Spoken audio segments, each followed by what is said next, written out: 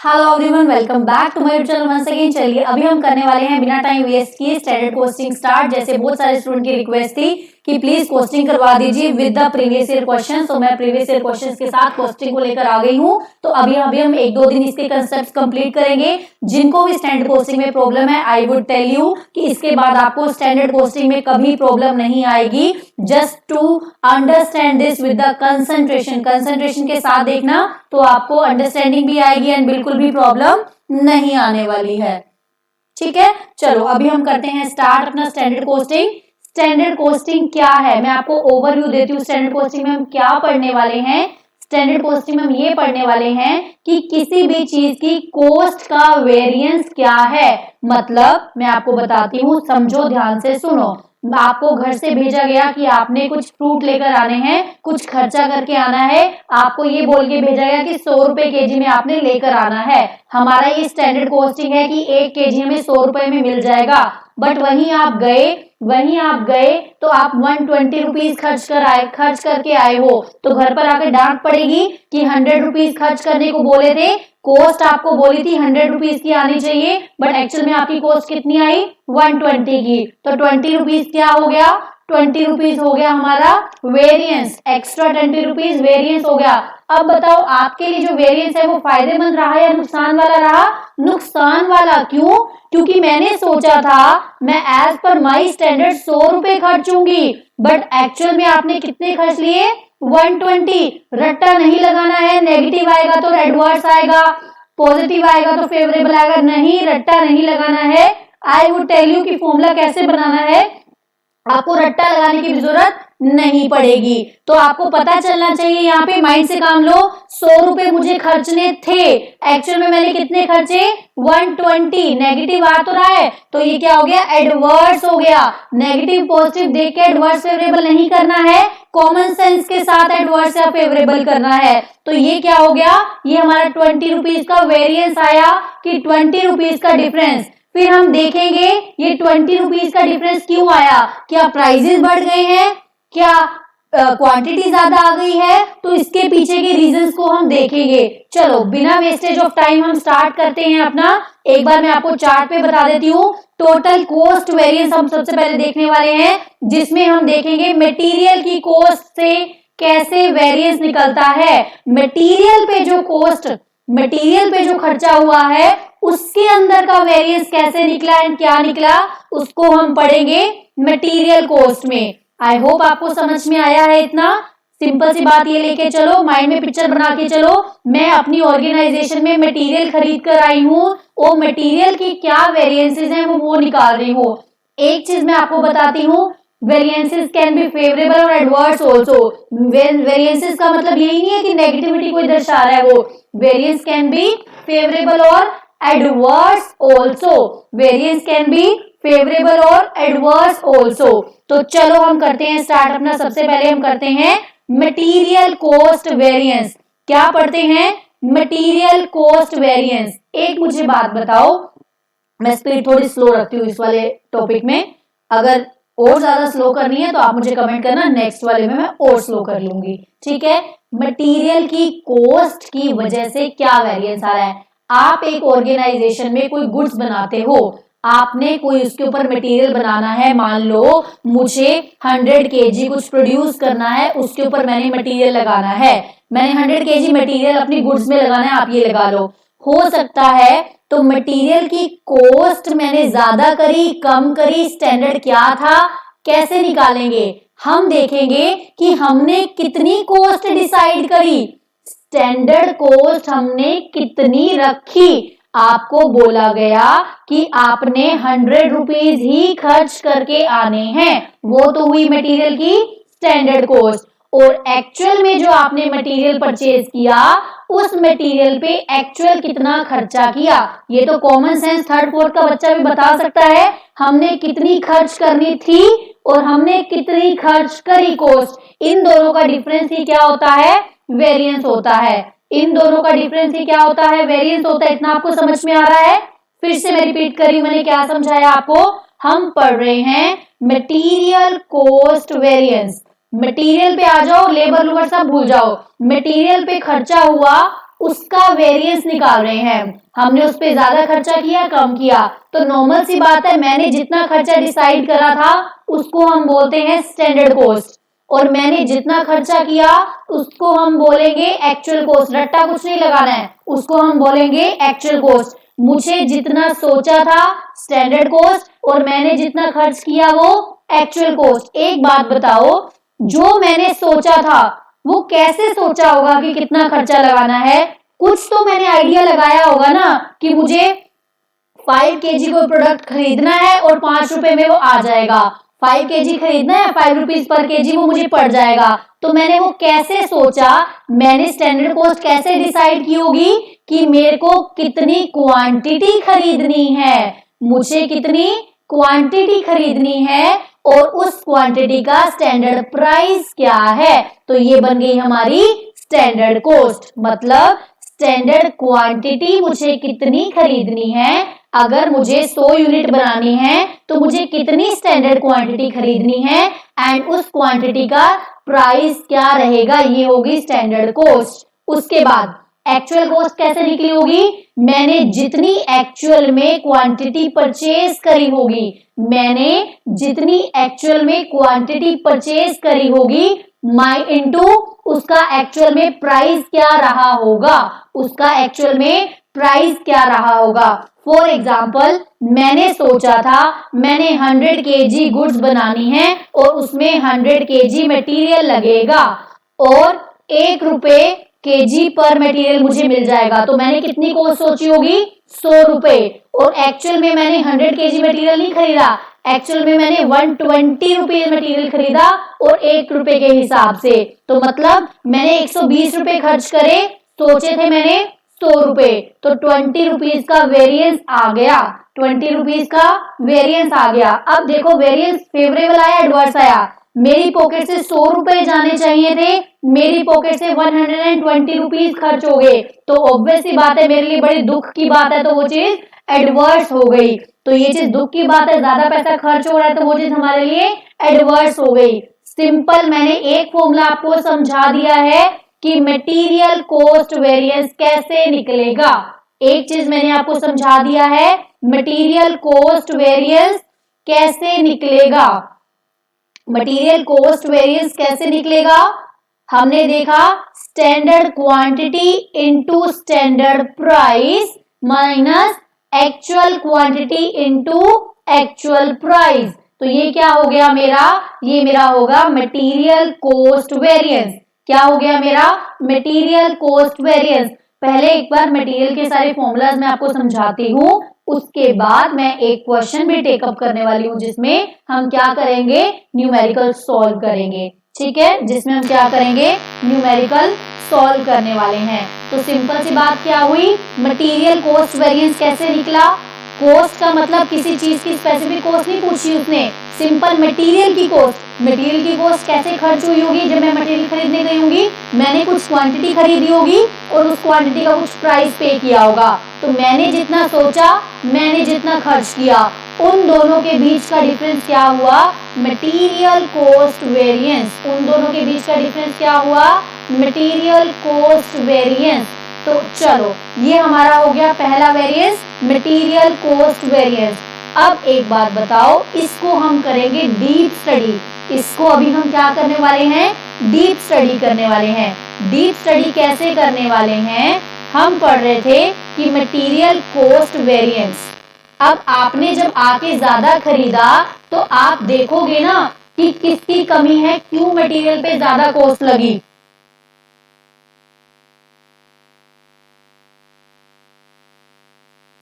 Material पे ज्यादा cost क्यों लगी, किसकी कमी की वजह से लगी, अभी हमें अपना वो पढ़ना है। तो किसकी कमी की वजह से मटेरियल कॉस्ट ज्यादा लगी, अभी हम वो देखेंगे।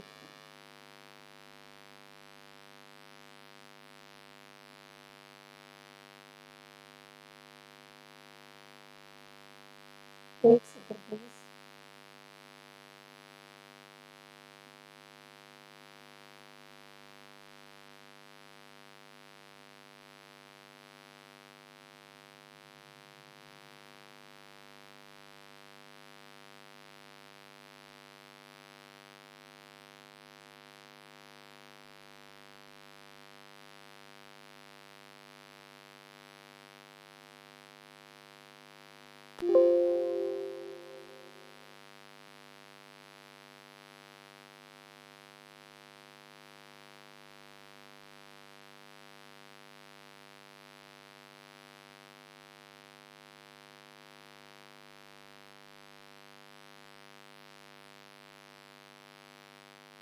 तो मटेरियल की कॉस्ट क्या लगी, कैसे लगी, वो अभी हम देखते हैं। तो एक बात बताओ, हो सकता है मैंने क्या क्या डाला था फॉर्मूले में, मैंने डाला था क्वांटिटी इनटू प्राइस।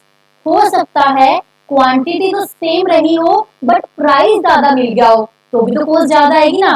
हो सकता है मैंने क्वांटिटी तो 100 ही खरीदी हो जैसे मुझे घर पे बोली गई थी, पर हो सकता है 1 रुपए की बजाय मैंने वो 2 रुपए में खरीद ली हो। तो कुछ भी हो सकता है रीजन। मटेरियल की कॉस्ट क्यों ज्यादा लगी, उसका वेरिएंस कैसे कैसे आएगा, उसके रीजंस क्या हैं, किस किस वजह से कॉस्ट ज्यादा हो सकती है, वो हम देख रहे हैं। तो सबसे पहले हमने ये तो देख लिया था कि मटेरियल की कॉस्ट कैसे वेरिएंस निकलेगा। मटेरियल की कॉस्ट कैसे निकलेगा, स्टैंडर्ड मैंने कितनी क्वांटिटी खरीदनी थी इनटू कितने प्राइस पे खरीदना था, माइनस एक्चुअल में कितनी क्वांटिटी खरीदी इनटू एक्चुअल में कितना प्राइस दिया, ये तो कॉस्ट आ गया। लेकिन एक बात बताओ, प्राइस जो प्राइस दिया होगा वो तो परचेजिंग मैनेजर ने दिया होगा, क्वांटिटी किसने यूज करी होगी, क्वांटिटी यूज करी होगी प्रोडक्शन वाले ने। तो हम किसको जिम्मेवार ठहराएं, हम किसको जिम्मेवार ठहराएं कि किसकी वजह से कॉस्ट ज्यादा लगी है, उसके लिए हमें डीप में स्टडी करनी पड़ रही है कि किसको जिम्मेवार किसको कसूरवार ठहराया जाए कि किसकी वजह से डिफरेंस आया है, उसके लिए हमें डीप में स्टडी करनी पड़ रही है। हो सकता है क्वांटिटी तो उतनी ही आई हो, सिर्फ प्राइस ज्यादा हो गया हो सकता है क्वांटिटी तो उतनी ही आई हो, प्राइस ज्यादा पे किया हो, या फिर ये हो सकता है कि क्वांटिटी ही ज्यादा लगी हो, क्वांटिटी की वजह से डिफरेंस आया हो। तो हम क्या देख रहे हैं,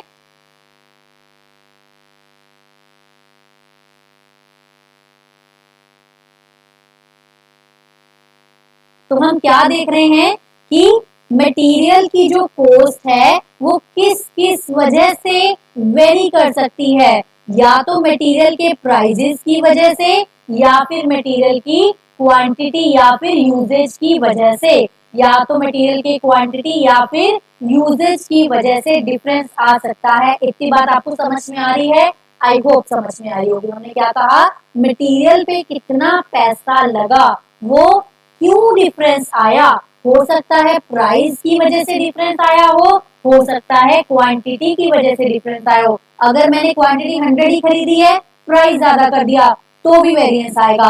अगर मैंने क्वांटिटी 100 की 120 करी, तो था तो वो 1 रुपी का हमारे एग्जांपल में, बट स्टिल डिफरेंस आया। इसको डेप्थ में स्टडी करने के लिए क्या देखा गया कि मटेरियल प्राइस वेरिएंस कैसे निकलेगा एंड मटेरियल यूजेज वेरिएंस कैसे निकलेगा, मटेरियल प्राइस वेरिएंस कैसे निकलेगा एंड मटेरियल यूजेज वेरिएंस कैसे निकलेगा।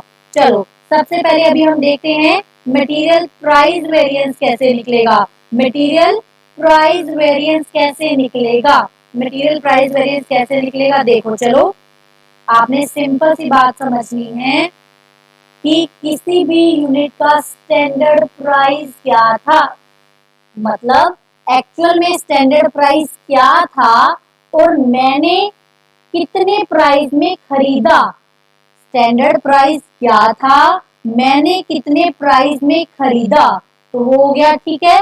और एक्चुअल में कितनी यूनिट्स यूज हुई, तभी तो वेरिएंस आएगा ना। देखो मैं आपको सिंपल जितना समझा रही हूँ उतना ही देखना, ज्यादा मत देखना, उतना ही देखना, आपके क्वेश्चन गलत नहीं होंगे। हम क्या पढ़ रहे हैं, मटेरियल प्राइस वेरिएंस, मटेरियल के प्राइस में क्या वेरिएंस है, मैंने कितने रुपीस का स्टैंडर्ड प्राइस डिसाइड किया था कि मार्केट में वो कितने का मिलेगा एंड एक्चुअल में वो कितने का मिला। मैंने सोचा था कि 9 रुपए में मुझे मिलेगा और एक्चुअल में मुझे कितने में मिला, 10 में मिला। तो इनटू ये तो कितना होगा, प्राइस पर यूनिट हुआ, तो मुझे किससे मल्टीप्लाई करना पड़ेगा, एक्चुअल क्वांटिटी से। ध्यान रखना यहाँ पे स्टैंडर्ड क्वांटिटी से मल्टीप्लाई नहीं करेंगे। रीजन क्या है, रीजन ये है, मान लो मैंने अगर 120 क्वांटिटी यूज करी तो उतने पे डिफरेंस आया होगा ना, क्योंकि मैंने जितनी खरीदी है उसी पे तो वेरिएंस आया होगा। तो क्वांटिटी स्टैंडर्ड में लेके क्या करूंगी, तो कम रह जाएगा।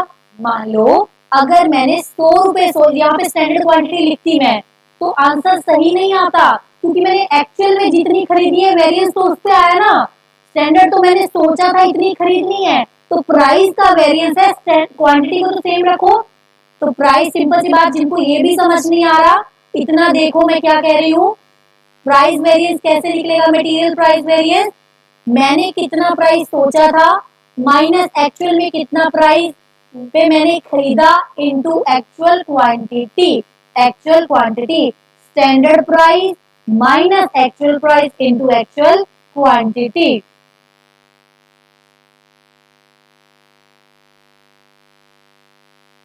ये हो गया हमारा मटेरियल प्राइस वेरिएंस। अब एक बात बताओ, मटेरियल प्राइस वेरिएंस के लिए प्राइस ऊपर नीचे हुआ, इसके लिए कौन जिम्मेवार है, इसके लिए परचेज मैनेजर जिम्मेवार है, क्योंकि जिसने खरीदा प्राइस का रेट तो उसी ने, प्राइस तो उसी ने डिसाइड किया होगा कि मुझे कितने में खरीदना है। तो अगर मटेरियल कॉस्ट में डिफरेंस आ रहा है, फिर हम क्या चेक करेंगे, मटेरियल के प्राइस में डिफरेंस है या फिर मटेरियल की क्वांटिटी में डिफरेंस है। अगर मटेरियल के प्राइस में डिफरेंस है तो परचेज मैनेजर जिम्मेदार है, अगर मटेरियल के प्राइस में डिफरेंस है तो परचेज मैनेजर जिम्मेवार है, मटेरियल के प्राइस में डिफरेंस है तो कौन जिम्मेवार है, परचेज मैनेजर जिम्मेवार है। चलो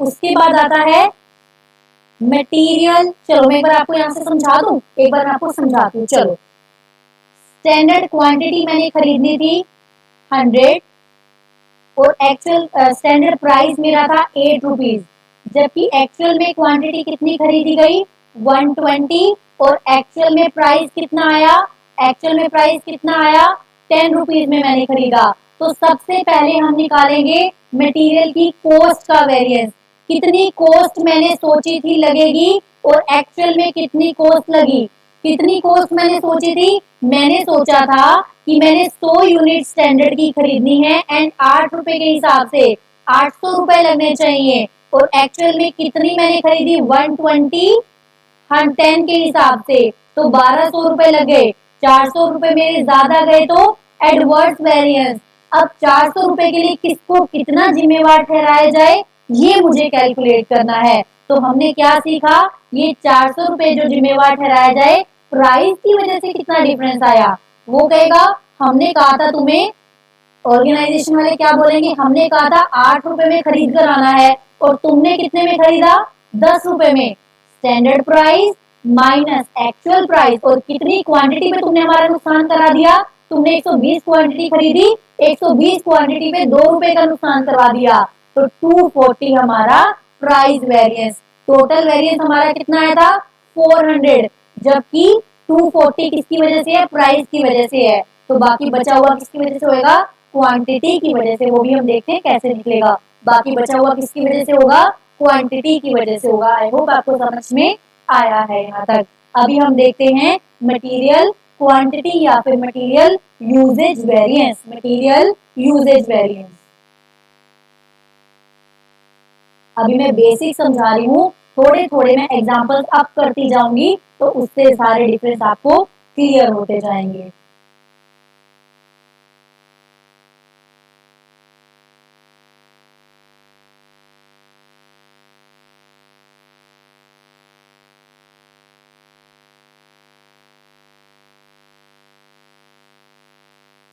मैं आपको से समझाती हूँ, आप ये नोट कर लीजिएगा, जो ये नोट्स में शो हो रहे हैं वो मत लेना क्योंकि वो डीप में थोड़ा समझाया हो, जैसे मैं कह रही हूँ उतना ही आप कर लो। उसके बाद आता है मटेरियल यूजेज वेरिएंस, अब मैंने कितनी क्वांटिटी यूज करी, अब मैंने कितनी क्वांटिटी में गड़बड़ाई, अभी हमने उसको देखना है। तो क्वांटिटी का कैसे निकालेंगे, स्टैंडर्ड क्वांटिटी। अब एक बात बताओ, चलो ये मैं क्वेश्चन के थ्रू ही आपको समझाऊंगी, स्टैंडर्ड कितनी क्वांटिटी यूज होनी चाहिए थी एक्चुअल प्रोडक्ट के लिए, ध्यान रखना, एक्चुअल मैंने 100 यूनिट बनानी थी, 100 यूनिट बनाने के लिए कितनी क्वांटिटी यूज होनी चाहिए थी और एक्चुअल में मैंने कितनी क्वांटिटी यूज करी इनटू स्टैंडर्ड प्राइस, प्राइस को यहाँ पे स्टैंडर्ड रखो क्योंकि हमें तो क्वांटिटी के बीच का डिफरेंस देखना है कि प्रोडक्शन मैनेजर को हम कितना जिम्मेवार ठहरा सकते हैं। तो एक्चुअल क्वांटिटी मुझे कितनी यूज करनी थी, एक्चुअल क्वांटिटी मुझे यूज करनी थी 100, एक्चुअल क्वांटिटी मुझे यूज करनी थी 100, मैंने कर ली 120 और 8 रुपीज का स्टैंडर्ड प्राइस था, 20 इंटू 8 कितना हो गया 160 मेरा एडवर्स आ गया, 160 और 240 कितना बन गया टोटल 400 बन गया ना, टोटल कॉस्ट का वेरिएंस कितना था 400। मैं एक बार फिर से आपको ये चीज समझा रही हूँ, फिर से देखो एक बार, फिर से मैं चार्ट बनवा रही हूँ। हमने सबसे पहले देखा मटेरियल की कॉस्ट का वेरिएंस। मटेरियल की कॉस्ट कैसे निकलती है, मुझे कितनी क्वांटिटी खरीदनी थी, कितने प्राइस पे खरीदनी थी, और एक्चुअल में मैंने कितनी क्वांटिटी खरीदी एंड कितने प्राइस पे खरीदी। दो चीजों की वजह से ये डिफरेंस आ रहा है, या तो हो सकता है प्राइस की वजह से मटेरियल के, या हो सकता है मटेरियल के यूजेज की वजह से। प्राइस की वजह से कैसे निकालेंगे, standard price minus actual price into actual quantity, क्योंकि मैंने जो नेगेटिविटी लाई, मैंने जो खर्चा करा, वो एक्चुअल जितनी क्वांटिटी खरीदी होगी उस पे फालतू खर्चा गया ना, तो इसलिए यहाँ पे कितना आता है एक्चुअल क्वांटिटी। यूजेज में मुझे कितनी स्टैंडर्ड क्वांटिटी यूज करनी चाहिए थी, एक्चुअल में मैंने कितनी क्वांटिटी यूज करी इनटू स्टैंडर्ड प्राइस। ये हो गया यूजेज का वेरिएंस, ये हो गया यूजेज का वेरिएंस। चलो मैं एक बार देखती हूँ एक एग्जांपल, इतने के लिए ले लेती हूँ सो दैट हमें अच्छे से समझ आ जाए।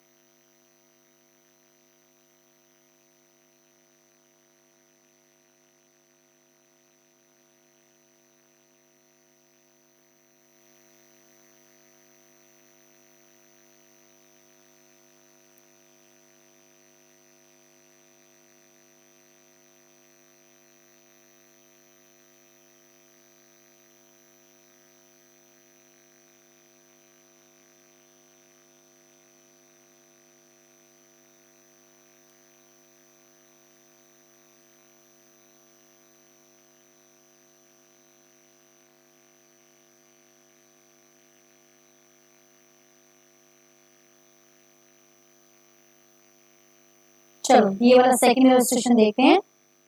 प्रीवियस ईयर क्वेश्चंस की मैं क्या करूंगी, फाइल बना के डाल दूंगी, क्योंकि ऐसे मैं नोट डाउन करवाऊंगी तो बहुत टाइम वेस्ट हो जाएगा। मैंने साइड पे रखे हुए थे, तो मैं क्या करूंगी, क्वेश्चंस जब हम करने लगेंगे तो मैं एक फाइल बना के अपलोड कर दूंगी, तो वहां से कर लिया करेंगे प्रीवियस ईयर क्वेश्चंस, ठीक है। चलो ये इलस्ट्रेशन देखो, यहाँ पे सबसे पहले क्या कह रहा है ये, एनएक्सी मैन्युफैक्चरिंग कंसर्न है, उसने आपको फॉलोइंग इन्फॉर्मेशन दी है। एनएक्सी मैन्युफैक्चरिंग कंसर्न ने आपको एक इन्फॉर्मेशन दी है, वो क्या कह रहा है, स्टैंडर्ड इन्फॉर्मेशन है और एक एक्चुअल इन्फॉर्मेशन है। मैं यहाँ पे साइड पे सॉल्व कर लूंगी, ठीक है। क्या है, एक स्टैंडर्ड इन्फॉर्मेशन है और एक एक्चुअल इन्फॉर्मेशन है। स्टैंडर्ड इन्फॉर्मेशन क्या कह रही है, सबसे पहले material for 70 kg finished product, 70 kg finish product के लिए मुझे कितना मटेरियल यूज करना है, मुझे 100 kg मटेरियल यूज करना है। स्टैंडर्ड जो आपको दिया गया, आपको ये बोला अगर आपने 70 kg की आउटपुट निकालनी है तो 100 kg तक का आप मटेरियल यूज कर सकते हो। फिर क्या बोला गया, प्राइस कितना है पर केजी, 1 रुपीज। आउटपुट एक्चुअल में आपने कितना बनाया, एक्चुअल में आपने 2,10,000 बनाया। एक्चुअल में मैंने कितना बनाया, 2,10,000 बनाया। एक सेकंड में कैलकुलेटर उठा लूं, 2,10,000 बनाया। और मटेरियल आपने कितना यूज किया, 2,80,000। एंड कॉस्ट आपकी कितनी लगी, 2,52,000। कंफ्यूज नहीं होना है, कंफ्यूज बिल्कुल भी नहीं होना है। सबसे पहले चलो हमने लाइन वाइज चलना है। हम सबसे पहले देखते हैं मटेरियल कॉस्ट वेरिएंस कैसे निकलता है। मटेरियल कॉस्ट वेरिएंस कैसे निकाला था हमने निकाला था स्टैंडर्ड क्वांटिटी। कितनी हमें स्टैंडर्ड क्वांटिटी यूज करनी है, for actual output into standard price minus actual quantity into actual price. सबसे पहले देखो मुझे कितनी क्वांटिटी यूज करनी चाहिए अगर मुझे 2,10,000 बनाना है तो। स्टैंडर्ड क्वांटिटी की बात हो रही है। एक बात बताओ, स्टैंडर्ड क्वांटिटी कुछ भी ले लोगे? नहीं, स्टैंडर्ड क्वांटिटी का मतलब ये है अगर मुझे इतनी आउटपुट बनानी है तो वो तो एक्चुअल होगी। एक्चुअल में मुझे कितनी आउटपुट करनी है? 2,10,000 आउटपुट बनानी है, तो उनके हिसाब से मुझे कितना यूज करना चाहिए? उन्होंने बोला कि अगर आपको 100 kg करना है तो आप 70 यूज कर सकते हो। तो मैं देख लूंगी ना कि 2,10,000 के लिए मैं कितना यूज कर सकती हूँ। You getting my point? Simple सी बात है, अगर मुझे 100 kg बनाना है तो मैं 70 kg यूज कर सकती हूँ। तो कितना यूज कर सकती हूँ पर केजी के लिए? 100 डिवाइड बाय 70। 100 kg अगर मुझे बनाना है तो मैं 70 kg यूज कर सकती हूँ। एक्चुअल में मुझे कितना बनाना है? मुझे बनाना था आउटपुट 2,10,000, तो ये कितना आएगा? ये आएगा 3 लाख kg। मतलब मेरी स्टैंडर्ड क्वांटिटी कितनी हुई? 3 लाख। स्टैंडर्ड क्वांटिटी कितनी हुई? 3 लाख। नॉर्मल सी बात, मुझे कितना मटेरियल यूज करना चाहिए था? एक्चुअल में मुझे कितना मटेरियल यूज करना चाहिए था? क्वेश्चन में उसने आपको डायरेक्ट नहीं दिया। क्वेश्चन में उसको आपको क्या बोला? उसने आपको बोला 100 kg बनाने हैं तो 70 ले लो, 100 kg प्रोड्यूस करना है तो 70 kg ले लो। तो मुझे तो एक्चुअल में 2,10,000 प्रोड्यूस करना था ना, तो उसके हिसाब से इक्वेशन लगा लूंगी कि मुझे अगर 100 kg यूज करना है 70 के लिए तो 2,10,000 के लिए मुझे कितना यूज करना है? 3 लाख यूनिट्स मुझे यूज करनी है, 3 लाख kg। और कितने प्राइस पे यूज करना चाहिए वो उसने मुझे सीधा सीधा बोल दिया, 1 रुपया पर केजी पे आपने यूज करना है। तो मेरी स्टैंडर्ड कॉस्ट कितनी आ गई? 3 लाख रुपीज। अब मैं आऊंगी एक्चुअल मैंने कितनी कॉस्ट खर्च करी। ध्यान रखना, जो स्टैंडर्ड क्वांटिटी है वो हमेशा एक्चुअल आउटपुट के लिए निकालनी है। अब देखो मैंने एक्चुअल में कितनी क्वांटिटी यूज कर ली मटेरियल, उसने वो डायरेक्ट दे दिया है। मैंने 2,80,000 मटेरियल यूज करा है। किस प्राइस पे करा है? क्या वो दिया है कहीं? नहीं दिया। ध्यान रखना, नहीं दिया। लेकिन उसने मुझे ये बता दिया कि मैं जो 2,80,000 का मटेरियल खरीद के लाया हूं वो 2,52,000 में था। मतलब 2,52,000 का जो मेरा मटेरियल है वो 2,80,000 पे मैंने लिया है। तो पर केजी आ जाएगा हमारे पास 0.9। तो कितना एक्चुअल में मेरे को कॉस्ट पड़ा? 0.9। मैंने 2,80,000 का मटेरियल खरीदा 0.9 के लिए, तो 2,52,000 का मैंने खर्चा करा। एक्चुअल में मुझे कितना, उनके हिसाब से मुझे कितना खर्च किया आना चाहिए था? 3 लाख। और एक्चुअल में मैंने कितना खर्चा? 2,52,000। तो 48,000 का मैंने क्या करा दिया? फेवरेबल करा दिया। 48,000 का मैंने क्या करवा दिया? फेवरेबल करा दिया। मैं आपको फिर से रिपीट कर रही हूँ, मटेरियल की कॉस्ट का वेरिएंस, मटेरियल पे कॉस्ट लगी। कॉस्ट कैसे निकालते हैं? कितनी क्वांटिटी लगनी चाहिए थी एंड कितना प्राइस लगना चाहिए था। खाली क्वांटिटी से क्या कर लोगे, खाली प्राइस से क्या कर लोगे? दोनों चीजें चाहिए ना। कितना मुझे खरीदना है एंड कितना उसका प्राइस होना चाहिए, माइनस कितना मैंने खरीदा एंड मैंने कितने प्राइस पे खरीदा, उन दोनों का डिफरेंस क्या आ जाएगा? वेरिएंस आ जाएगा कॉस्ट का। अब ये 48,000 में कितना परचेज मैनेजर को जिम्मेवार ठहराया जाए और कितना परचेज मैनेजर को जिम्मेवार ठहराया जाए और कितना प्रोडक्शन मैनेजर को ठहराया जाए, उसके लिए क्या निकालना पड़ेगा? प्राइस और यूजेज वेरिएंस। उसके लिए मुझे क्या निकालना पड़ेगा? प्राइस और यूजेज वेरिएंस निकालना पड़ेगा। चलो अभी हम निकालते हैं प्राइस वेरिएंस। तो प्राइस हमने कैसे निकाला था?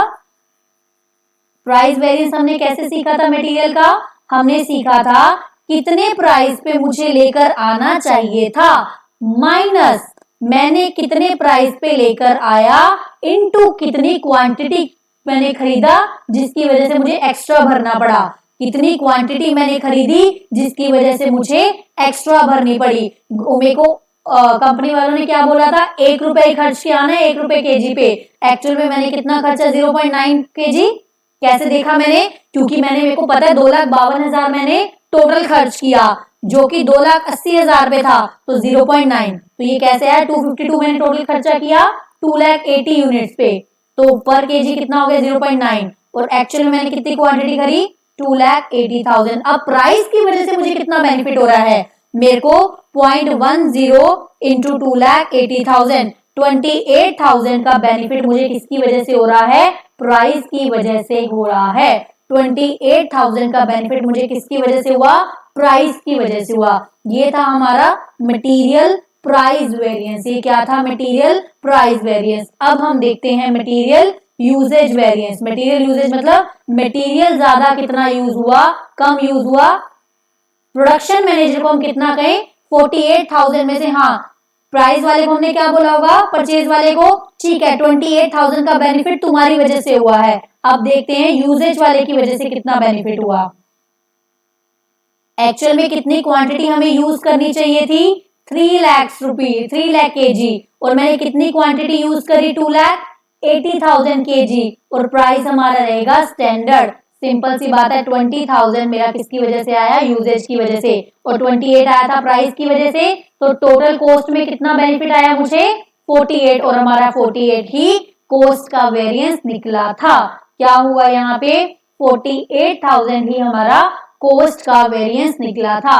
मैं मटेरियल पे ज्यादा ध्यान देना चाह रही हूँ क्योंकि लेबर सिमिलर टर्म्स पे चलेगा, तो मटेरियल एक बार अच्छे से हो जाएगा, लेबर भी हो जाएगा, ओवरहेड भी हम कर लेंगे। आई होप आपको यहाँ तक समझ में आया है विद एग्जाम्पल। कल हम क्या करेंगे, यूजेज के अंदर भी देखेंगे सब यूजेज और मिक्स और सब यूजेज, मिक्स और यील्ड वाला वेरिएंस हम वो भी कल देखेंगे। मिक्स और यील्ड वाला वेरिएंस भी कल हम देखने वाले हैं। अभी हमने क्या पढ़ा, मटेरियल की कॉस्ट का वेरिएंस कैसे निकलता है, फिर उसमें प्राइस और यूजेज का कैसे निकलता है, विद न्यूमेरिकल हमने कर लिया है।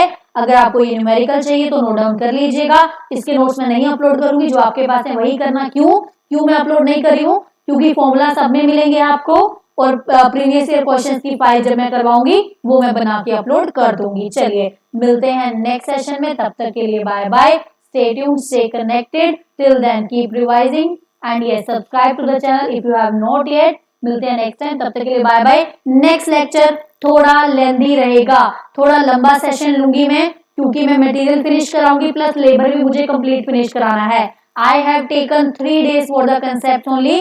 3 दिन में मुझे कंसेप्ट खत्म कराने हैं, उसके बाद 1 दिन में हम क्या करेंगे, सारे के सारे स्टैंडर्ड कॉस्टिंग के प्रीवियस ईयर क्वेश्चंस कर लेंगे। ठीक है, चलो मिलते हैं नेक्स्ट टाइम, तब तक के लिए बाय बाय। चैनल को सब्सक्राइब नहीं किया तो कर लेना, वीडियो को लाइक जरूर करना, अगर अच्छा लगा है तो कमेंट सेक्शन में कमेंट भी करना। Bye bye.